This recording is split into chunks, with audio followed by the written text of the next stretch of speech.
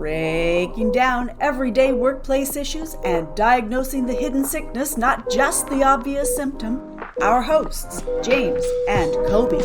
Did we lose a patient? No, that's just my lunch. Hey, thanks for joining us. I'm Kobe, he's James, and let's get started with a question. Why is change at work so hard, even when it's positive? Hmm. Um, I think the biggest reason, even so-called positive change is really difficult, is that we tend to be so focused on the the thing that's changing or the process of change that we tend to neglect the impact that this change is going to have on people.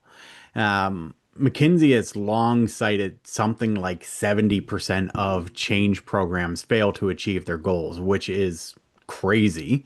And research constantly shows that the biggest barriers to successful change are usually people related, right? They're things like lack of leadership support or communication, engagement, trust is a huge one, manager alignment, and employee adoption. So, in our conversation, I think what I want to talk about is some different kinds of change, but really spend most of our time talking about the people and the impact that different kinds of change have on people. Because change is neutral, people are not. Yeah, absolutely. And yeah, I think that we need to kind of really just kind of put in some clarity around the fact that organizational change, when it doesn't go well, it tends to be a human system problem, not Yeah. just like a failed HR project or initiative, or it's not always about leadership failure, right? Because again, like we have to look at things like the psychological responses of the people. We have to look at things like the cultural norms that the changes are happening in, but also Mhm. things like operational habits, right? Because part of it is we need to know what the environment that we're bringing the change into is like to know whether or not the change that we're trying to make will become sustainable or will end up damaging the organization in the long term. Yeah, we've seen it so often going into organizations, and it doesn't matter what type of change, whether it's change that's been forced on them through crisis or planned change that they are, is part of their actual business strategy. Where it breaks down tends to be in buy-in, right? It's bringing people along with us. It's letting people know why we are making these changes, what the impact is, and most importantly, how it's going to actually improve their work, their workload, or their work systems, right?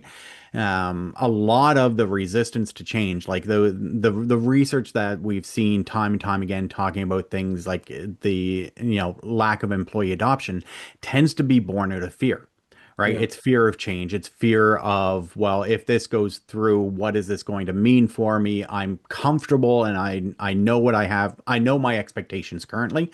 I know the current system that we're using or the current tools that we're using, and that change without taking the time to generate buy-in tends to create fear. And now many people may not articulate it that way in terms of being afraid of the change because it's not that type of fear, but it's the fear of loss, right? Losing something comfortable. Mhm. Absolutely. And I mean, the like again, I'm gonna want to no surprise dig into kind of the psychological impacts of change and kind of Really? I know it's like, well, let's do something different for this episode. Yeah, let's have Kobe talk about psychology. Nerd.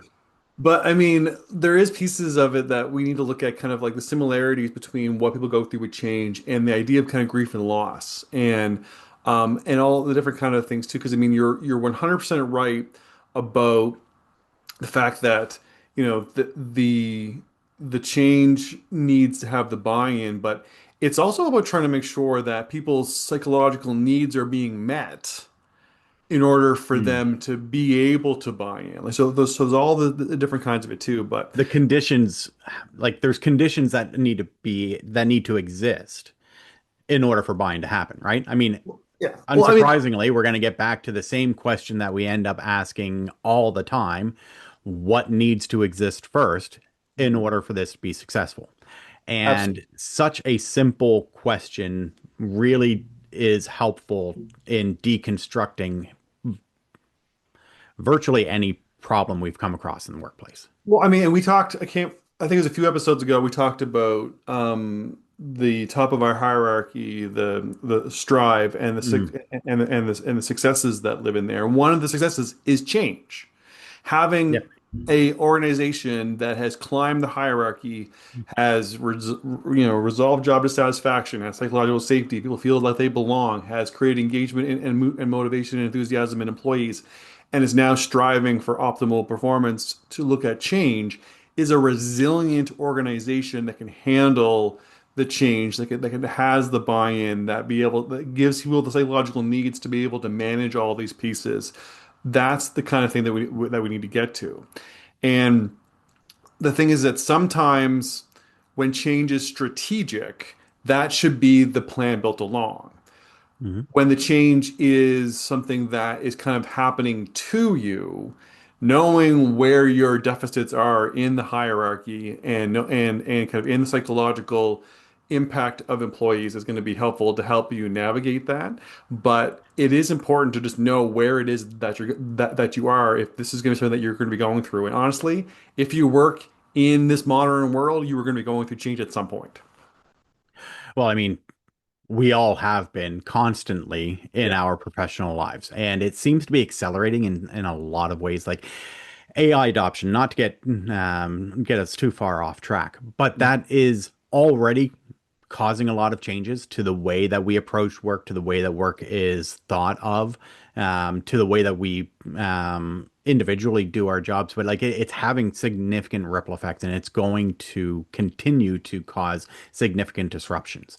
So if you want to position yourself, your company, your organization in a way that is going to help you to either pivot, adopt more quickly, or change and respond to new and changing conditions, understanding how to kind of bring people along with you and manage not just the process of adding something new or doing something different, Mhm. but generating that buy-in and establishing the expectations and really working through the people side of change is how that will position you very well for being able to weather the many storms that come at us as business owners. Yeah. So I think it's important for us to kind of break down the three different buckets that you and I see most change fall into. So again, this is kind of where like 90% of all change usually is because of one of these three things. So let's just outline those three things because it's important to recognize just like the question asks, why is it so difficult even when it's positive? So we need to talk about change that are positive, change that are negative, but because again, it all has there's a lot of similarities to the psychological impact of it and kind of how it rolls out operationally. So the three different types of change, three buckets that we refer to them as, is the first one is growth, and this is happens when organizations are trying to scale, they're trying to expand, trying to capture new markets or new locations. That's Yeah. usually the good kind of change, right? Yeah, I mean, from an organizational perspective, that's a good thing. Yeah. Maybe you are entering a new market, or you're adding a new location, or even you're just adopting new software that's going to allow for your operations to scale and grow. Right. And Generally productivity. considered to be positive outcomes. Yeah, absolutely. Yeah. Then another kind of change that again we see on the regular is what we call blending, and that's usually mergers, it's usually acquisitions, it's Mhm. amalgamations. It's the idea of taking two organizations and kind of like shuffling the cards together and having them kind of become one, Yeah. blending cultures, blending workflows, blending customer bases, all those kind of pieces like that. And that's often strategic, often intentional, but is probably a bit more neutral, both good and bad, kind of how it's viewed and seen. If you're the one initiating the merger usually is positive. If you're the one being merged upon, then usually it's not Yeah, too like this is the thing with, ascribing positive or negative to change. Like again, I don't see change as inherently good or bad. Change is, it just is. yeah. It's how we perceive that change Hmm. that determines whether it's positive or negative. If I'm a business owner and I'm acquiring a new business and absorbing it into my operations, that I'm going to look at this as a positive, right? It's part of my acquisition strategy. It's how I plan on scaling and growing my business. But that exact same situation is going to be viewed very, very differently from employees who are going through the process, who are wondering, what does this mean for my job? Whether you are being acquired or acquiring another company, there's going to be duplications, right? Redundancies. Very often there's job losses. So this is why so many times we fail to successfully implement change, because we don't think about other people's perceptions. We think, from my perception or for the organization, this is a good thing, therefore people should be happy about it. Yeah, right. And then the third type of change is crisis. Uh, Mm. and this is one that I think we are a little more familiar with than we like to be. Oh, it's hitting a little close to home for me. But I mean, crisis is often what the category that we refer to things like when there's downsizing, when there's a disruption, when there's instability, when there's a lot of resignations due to scandals, when there's major incidences like, oh, I don't know, fires and stuff like that. Like being kicked out of one office and having the other one burned down. Yeah. Right. Yeah. Not that you know anything about those, but Not that I know. No, no. Let's move on.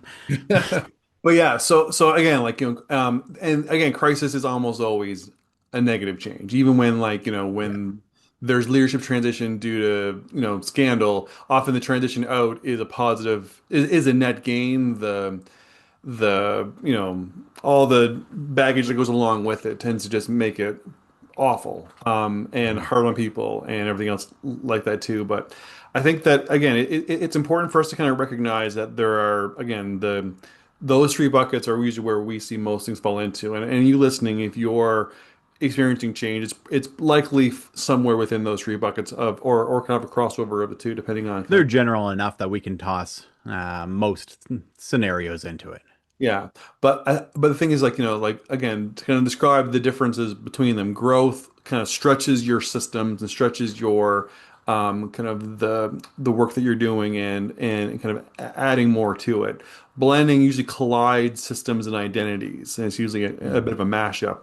And crisis is a shock to the systems and Yeah. usually kind of majorly disrupts them. So again, there's these are the types of things that, again, we see a lot in the work that we do, and likely you listening have experienced one, if not all three of these in your professional career. And you can probably agree with the general statement that we're making that all three of them are stressful. All three of them require, have a major impact on you and your wellness and all those around you. And, whether they're good or whether they're, bad, they all have some type of effect that can cause change fatigue and that can cause all kinds of like even kind of negative behaviors of people going through all of this sort of Mhm. stuff, burnout, exhaustion, those types of things are all they're all tough. Well, and because there's so much uncertainty that comes with change, even when we go through it, like even assuming we do things properly from our perspective, Right. properly, right? We've Yep. gone through the processes, we are communicating early, we're generating buy-in, we are articulating what we're doing, why we're doing it, how it's going to, how we anticipate this rolling out, how we anticipate it, having a positive impact on workflows and on staffing, all of those processes that we talk about, there's still uncertainty, Yeah. right? Hmm. Because until the actual change happens, until we're actually on the other side of it and we start working through all the kinks and bugs and frustrations that come with trying anything new, there's a tremendous amount of uncertainty that goes along with change, and uncertainty is exhausting. Yeah. It's it's why it's part of why people get stuck in their comfort zone, right? Because it's comfortable, it's easy, Yeah. it's Predictable. where I feel that I can sit and rest and do my work, and just I don't have to worry as much.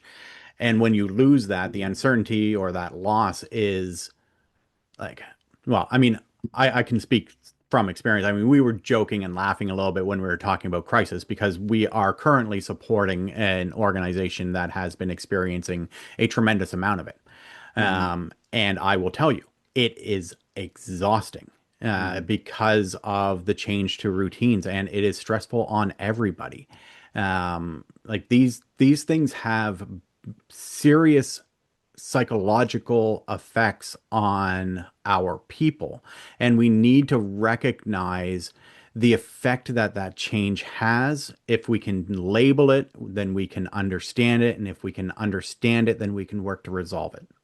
Right. Absolutely. And so again, like the thing that we're going to want to get into is like we will talk a little bit about kind of our change management evolved methodology that we use when we're trying to initiate organizational change.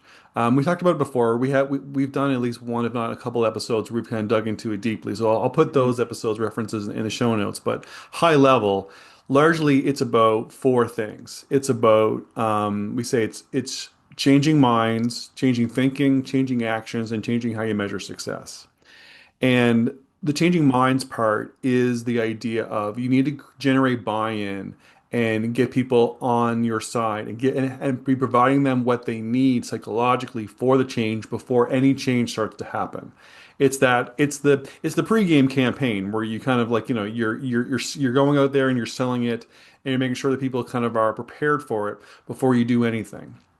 Mhm. And then it's a matter of changing thinking, changing how you do the work, changing how you are talking about the types of systems and things that you're doing, getting adopting new language, but also being aware of the messy, uncomfortable transitional pieces that kind of come when you are in the change process. It kind of normalizing normalizing the uncomfortable and awkwardness, and just letting people be aware of that. Changing that thinking is the idea that comfort and what you used to have was fine, but the new is going to be better. It's going to be better for you. Yeah. It's going to be better for everybody. And making It also involves, like, this is the time period where you have to extend a little bit more understanding or grace, because like we said, change can be stressful, and things aren't going to go right all the time. And people are going to be experiencing higher levels of stress or anxiety, which is going to present itself in different ways. Maybe people are a little bit more short-tempered, right. quicker to react to things on an emotional basis. So it does require, from a leadership perspective, more understanding and grace. Yeah, absolutely. And that's all part of the changing thinking is that changing what normal typical is has to be part of that change too. And that's all kind of the ramp up to the actual almost like the tipping point where you are now in the new way of doing things. You've crossed that precipice, and now you're into changing actions. Things are different. You are doing things differently. You are using the new systems. You are kind of like under the guise of the new leader. You are in kind of, you're using the new SOPs, whatever it is that that change has initiated, and you're doing it, and you're asking for help, and you're not, and again, and you're still in that awkward learning phase, but you're developing some mastery of it, and you're helping others, and all those other kinds of pieces like that too. And then the last one is changing how you measure success. We have to accept that the old ways are gone, so we can't hold ourselves to the old standards, to the old Mhm. kind of like goalposts and those kind of things too. Is that we have to completely know what that new process and those new outcomes are going to be, and then that be how we now look at success. Success has to be different and look different and be measured differently. And this is kind of the bookends of like when when talking about why change fails, like I spend a lot of time identifying the buy-in piece, but the changing measurements of success is the other bookend to why change tends to fail so substantially because people will default to the actions that they are being measured upon, right? If you do not change the way that you measure success after the change happens, if people are still evaluated um, based on the old system, then they are going to default to using the old system Right. because that is what they are being evaluated on. Hmm. Because that if they don't, then in their minds they are not being successful in their role, right? We have to, as we evolve and change our whatever it is, it doesn't matter. There are changes to how what success looks like that have to come along with us. And if we don't, then we are just shooting ourselves in the foot because people are not going to do new processes, new new actions if those actions are not what they are being rewarded for or measured upon. Right. Like one of the ways that we see this fail so spectacularly is when when the outcomes business metrics cycle what is still quarterly, that the your efficiency, your productivity is still measured quarterly, and you're going through change, and people are not adopting the new change because everything slows down when you go through a new process. Like if you're in the middle of a merger, that impacts so much of your mental ability, so much of your workflow is Mhm. disrupted. And if you're still being held to kind of the quarterly outcomes, but you're but but again, the whole point of this is to create more of a strategic long-term play. Then if you're being measured in the short term, but the change is supposed to prioritize the long term, how will you ever accept the long-term new change if you're still being measured quarterly, right? You're either not going to put the proper time, energy, and effort into ensuring that the change is successful because you're still looking at, how am I going to make it through this next evaluation period? Right. Yeah, absolutely. So again, like the things that most change management processes. I mean, there's a bunch of different change management methodologies. I mean, change management evolved is ours, the one that we always use and the one that we've had great success Yeah. with.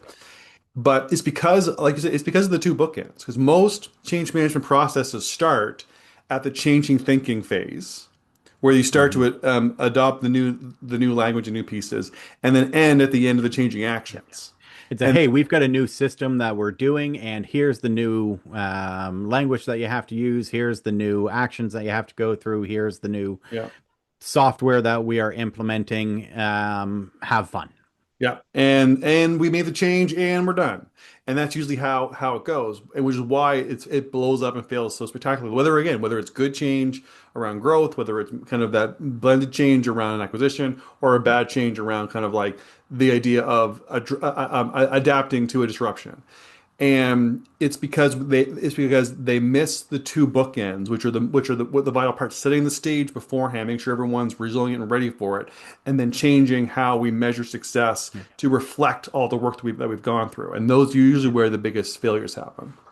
Yeah, maybe just to last point on this, because it may not like let's take the crisis example, right? Yeah. I mentioned that the client we're supporting has gone through some crisis, and one of those is that one of their offices literally caught on fire. Success changed. How we measure success for staff changed immediately, right? It Right. was no longer showing up at the office because there was none, right? Right. It was, once we had our temporary solution in place, it was we had to change what a successful day looked like. What does success look like in the week? Because everything had been disrupted. We could not hold people to the old standard because it would not be fair to hold them to the old standard because we don't have the old office, right? Right. So it's the idea that as things change, whether it's good, bad, neutral, whether it's crisis, growth, whether it's opportunity, there will be things that need to change in how we evaluate success. Right. Well, and I mean, and even on the other side, on the growth, a client that we help go through organizational restructuring to allow them to grow and expand, one of the ways that their management teams kind of measured success, but how well that their supervisors and their teams were doing was kind of how few kind of like questions and like and kind of like kind of how much like uncertainty there was navigated. So like, if How they're many questions they brought forward, or yeah. because they thought, if they were asking fewer questions, then they were more comfortable and confident in their roles. Right. So almost like shorter meetings were a sign that Yeah. things were going well. But then that had to be dropped as soon as we started implementing new SOPs and implementing new policies and trying to streamline processes. Then it became more about how long the meetings were, or it needed to actually become a measurement of success because they were digging into the minutia and they were talking through Yeah. scenarios and they were and those kind of things too. So and how much kind of help that they were seeking, how much mentoring they were seeking. Those all became new structures for the new stuff, and that had to change too. So I Yeah. mean, it is something that it is something that is so often overlooked and missed because we just don't put the thought into. We think once the tipping point happens and the new change is implemented, we're done, and Yeah, that's a because failure. measurements of success are the formal measurements, but they're also our informal expectations, right? Good point. Absolutely. All right, so I actually think we need to get into some of the psychological components of all this stuff because, like we say, those are our process of change. I think we'll refer to them as we're talking about the psychological pieces too. But it is important to know how much kind of like mental impact that this really does have Mm. on us. And I think one of the first things that I want to talk about, and you kind of alluded to this a little bit earlier on, is one of the things that really hurts us when any kind of change, again, good, bad, or mixed, is the loss of predictability. Because I mean, it really does increase our anxiety. It moves into kind of the cognitive load that we are carrying because it's about, like one of the something that really kind of has been validated with a lot of studies around change is how impactful uncertainty is as being a psychological stressor.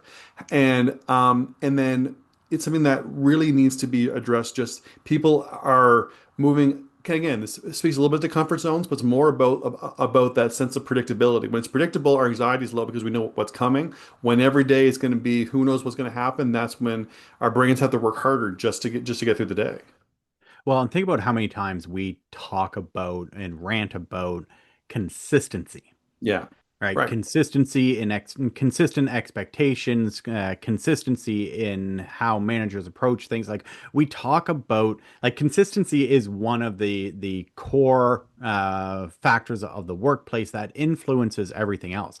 And so, like we've talked for years about how important it is to have some consistency because it like you said, it provides that predictability. It allows people to know what they are walking into with Yeah. confidence. So when you lose that, either through whatever type of change, it is stressful. Yeah. Absolutely. And the thing is that, the impact that it has kind of on our like, on our cognitive load, on just our the amount of processing it takes for us to get through the day. It also impacts how we kind of process what is happening to us. So going back to what you said earlier about change is neutral, but people aren't. That is such a good statement because the idea of is if you think about something we talked about in episode a little we did earlier this season where we talked about why am I so exhausted after work every day. We talked about the cognitive appraisal theory. Hmm. And this is the idea that what happens to us is somewhat neutral, but it's how we appraise the situation, how we kind of judge it can has a major impact on how much emotional load or how much emotional or cognitive weight these things kind of carry with us. And that can be something that, that if we're not given, again, the buy-in for why the stuff matters and we don't know what's coming, or it has been, or it's a matter of it gets dumped in our lap and we need to figure it out while meeting all of our quarterly outcomes, then that appraisal of that situation is going to be quite negative, quite stressful, quite damaging. And that's something that will have a major impact. Whereas if we are prepared, if we are bought in, if we do know the why, and we understand that our that we're and going, the this messy transition period is normalized, and we can ask for help, then the appraisal of that exact same situation under those conditions is much less cognitively heavy. It's much less emotional. It creates much less anxiety. So that's something that we need to also be aware of it too, and why the stuff can work if we do it properly from the beginning. Yeah. Yeah, and I mean that's why like communicate early, communicate often has its benefits. And that's one area that just really seems to speak to it. Um, going on like there's so many elements that are influenced that are impacted by change. And something that I've been thinking about is how like and it's not even just like change the like job loss or am I thinking that I'm going to lose my job as a result of this or Hmm. am I going to lose income, but there's we tie a lot of our identity to work.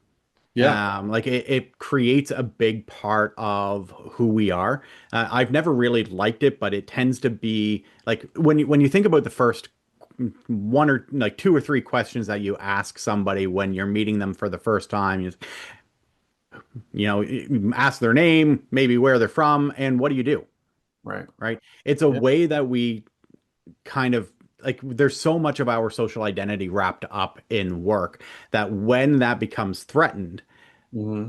it's almost like it's a personal attack Yeah. because it's a personal like it's an affront to who I am to Hmm. have this thing change with maybe it's without my permission or without my input into it, or maybe it isn't a merger and acquisition scenario where you're unsure of whether or not you're going to have a job at the end of it, right? That's a significant amount of stress and identity loss. But like it can take, I think it can take form in smaller components as well. Hmm. Yeah.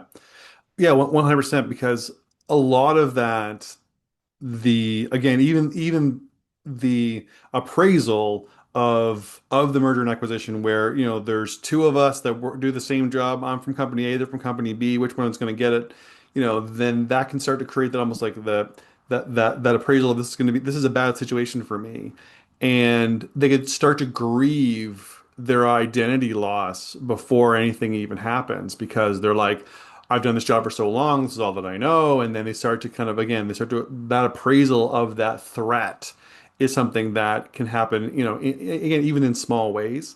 But it is an idea of, you're right about the social belonging piece is so ingrained into our work, even with the kind of like with the more common remote work, we still have our kind of our social tribes, and so much of that is tied to our work. And when there's a disruption, again, especially when it's around like the blending of merger and acquisition, or an amalgamation, or it's a crisis where there's, like, again, a disruption or layoffs, those are direct threats to how we see ourselves, our social norms, and we can start to like pre-grieve that stuff even when it's all still theoretical. And it can still like it can be even in the so-called positive aspects, right? Like in the growth scenarios, whether it's a growth through new markets, what is that going to mean for my job? Am I going to have the same job? Am I going to be dumped with new responsibilities? How is that going to affect me? And you have to If it's move, the those kind of things too, right? yeah, maybe it's the adult. Like, I mean, I talked about it briefly earlier, but I mean, one thing that a lot of people are experiencing right now, the threat to their identity and belonging, is around the adoption of AI. What is that going to, as our companies continually try to drive more and more efficiency and productivity? Are they doing that in service of people or in as a replacement theory for people? Right. Right? Technological improvements to help people become more efficient are phenomenal. Right. Technological improvements that are trying to just flat out replace people, yes, from a business perspective, there are some very strong value propositions there. From a social and from an identity perspective, from an employee perspective, from so many other Mm. perspectives, there are significant challenges and threats that come with that type of adoption. Absolutely. No, that's a really good point too. So the next one, the next kind of threat or the psychological impact that I want to talk about is just the idea around the emotional exhaustion and burnout that can Mm, come from prolonged stress. And this is something that is actually more abundant in the growth types of change, because usually growth changes don't are not episodic. They're not project based. They're not single instance. Usually it's more of a business strategy philosophy. You're always yep. going to be looking to expand to new things. So it's almost like, okay, you've mastered this market and time to move on to the next one. Yeah. So it's very um, so Or again, we've gained a foothold in a market. Now it's time to go hard, right? exactly. Like Yeah. it's a core operational strategy that change is going to be constant. Yeah, absolutely. And if you are not if you have not built your organization around that, like we talked about with a hierarchy, if that is not how you've been structured, then you're just as soon as people think that there's a finish line in place, you move the goalpost because right because I mean because Yeah. that's just how this works. Whereas, And we have seen companies do this yeah. where they are less forthright Hmm. about where the actual goalpost is.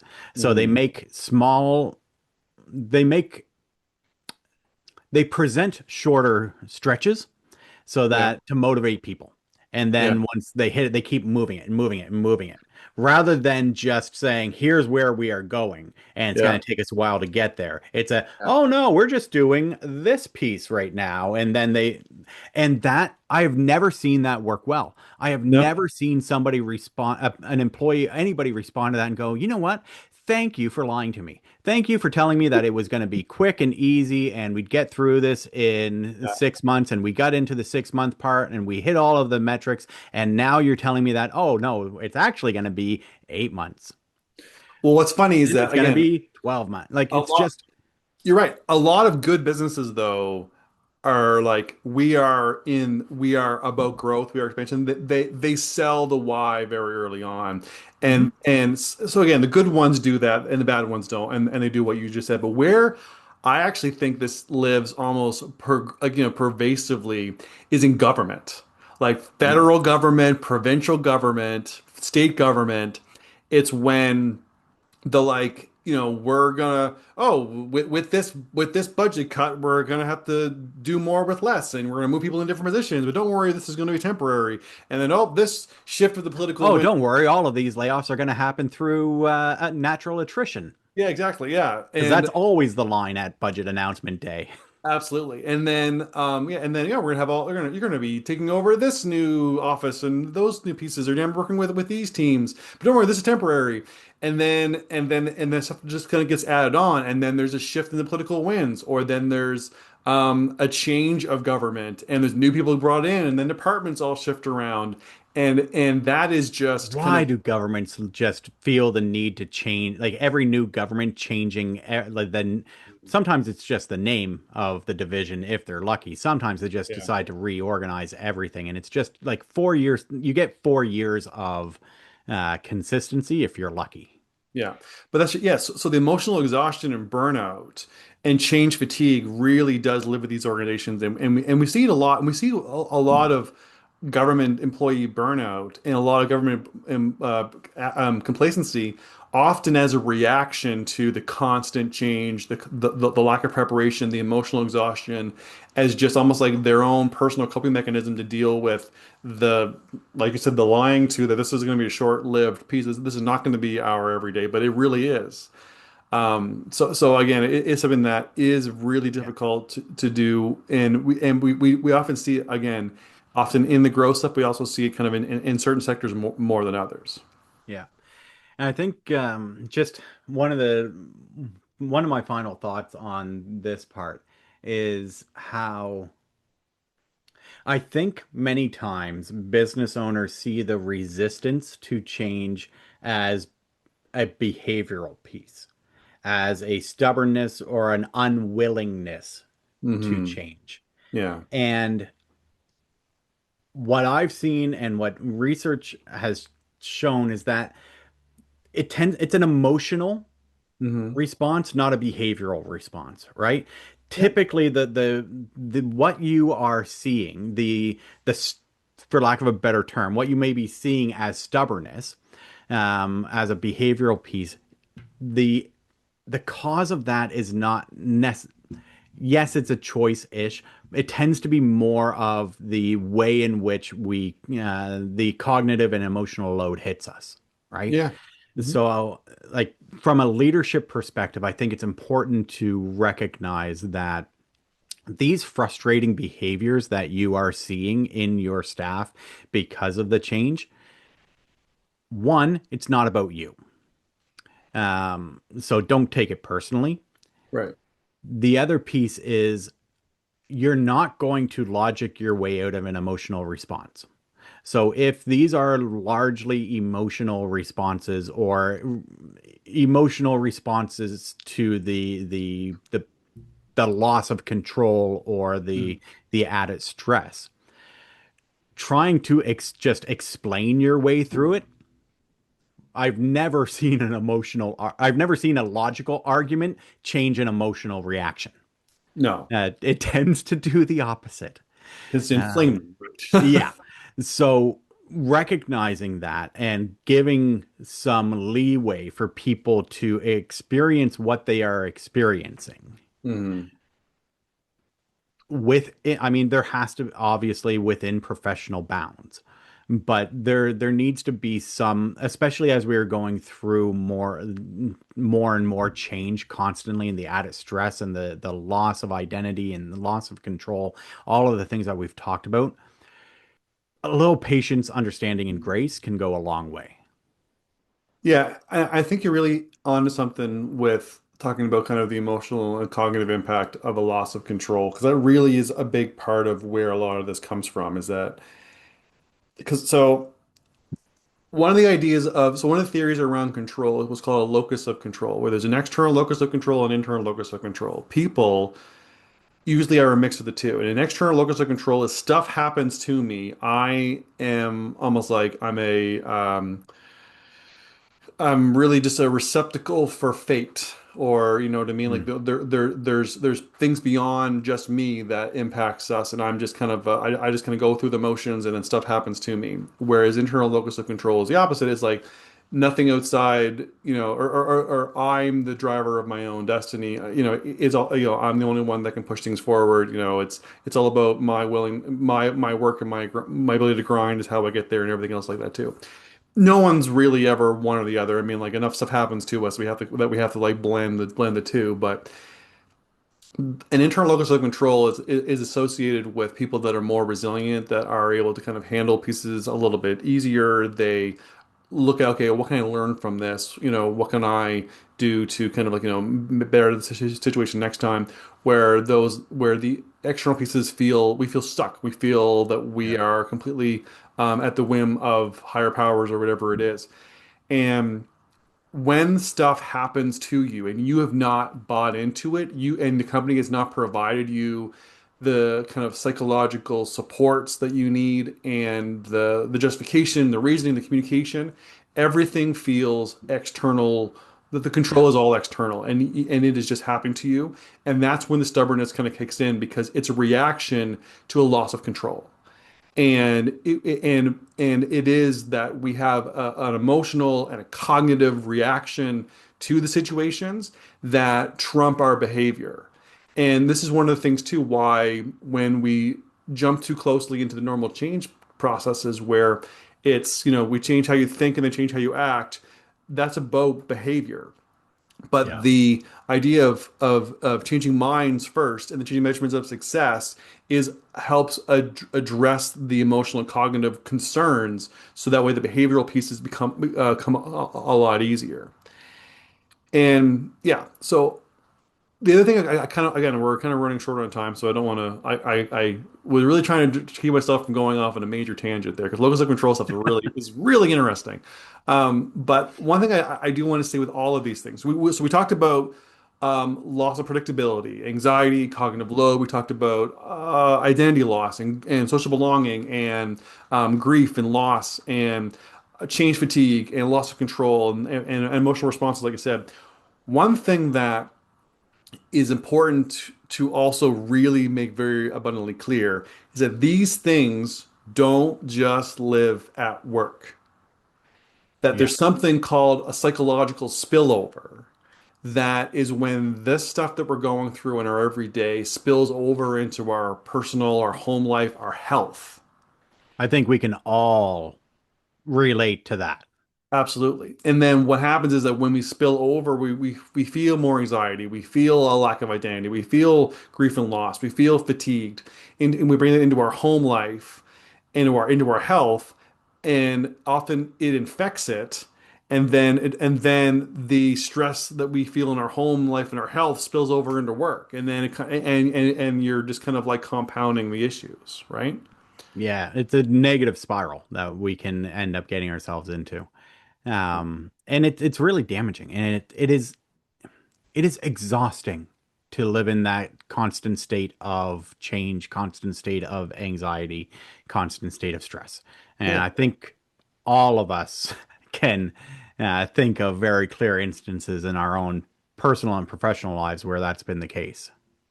Yeah, and really, again, like we said, these ideas live in both what we consider to be positive change, Yeah. as well as that mix change, as well as the crisis and negative change.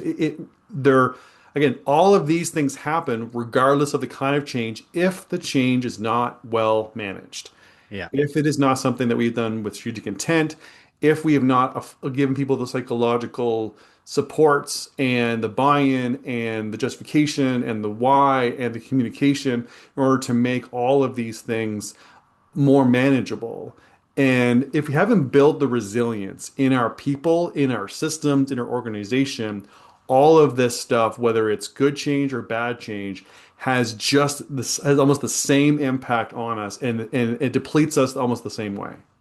Yeah. I think for me, like, I think the main, like, the takeaway that I would like people to walk away from this conversation with is that change really only becomes successful operationally when it can be absorbed psychologically.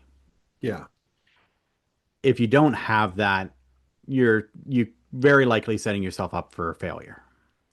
100%. And these kinds of transitions, these kinds of shifts, these kinds of, again, whether they're strategic changes or whether they're changes that are episodic that happen to us based on an incident or a disruption or a crisis, any kind of change really does test our resilience as people, but also the structures that we work in and the culture that we have crafted, whether that culture was crafted with intent and strategy, or whether it was just cobbled together from everyday decisions.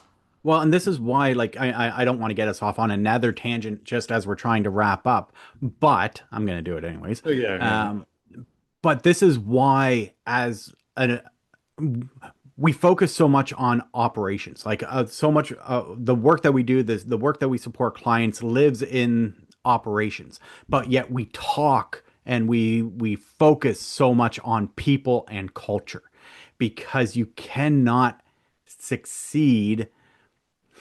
I won't say you cannot succeed because there's always exceptions that prove the rule, but it is much more difficult to succeed if you don't have a strong foundation and a resilient culture, um, and solid, supported people who are going to go through these changes with you. Well, I mean, I think what you're really kind of saying is that a lot of the changes that are happening, we're forcing people through them in the way that when we are doing them successfully, we still get through to the other end. Like the stuff is still different, and we get through the change, but that should not be the point. Right. Yeah. Just getting through the change isn't actually the goal. Right.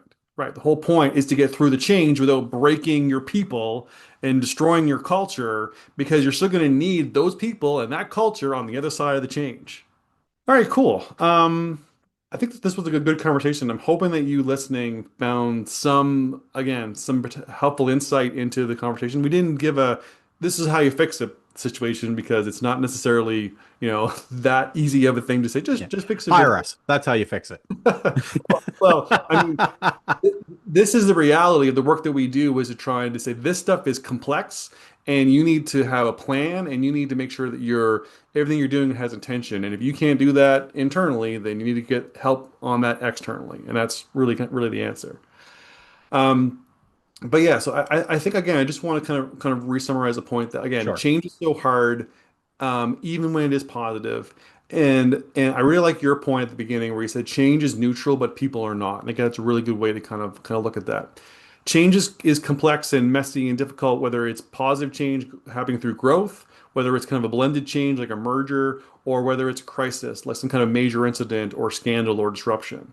That all this stuff has a major psychological impact on our people. And if we are not able to make the change, again, almost like achievable psychologically for people, and then we cannot get through the change with our people and our culture still intact. And that really should be the point, that it's about, once the change is over, everything still needs to work. So keeping the people that make it work, that should always be our focal point, always be our priority. All right, Good. that about does it for us. For a full archive of the podcast and access the video version hosted on our YouTube channel, visit roman3.ca/podcast. Thanks for joining us. For more information on topics like these, don't forget to visit us at roman3.ca. Side effects of this podcast may include improved retention, high productivity, increased market share, employees breaking out in spontaneous dance, dry mouth, aversion to the sound of James's voice, desire to find a better podcast.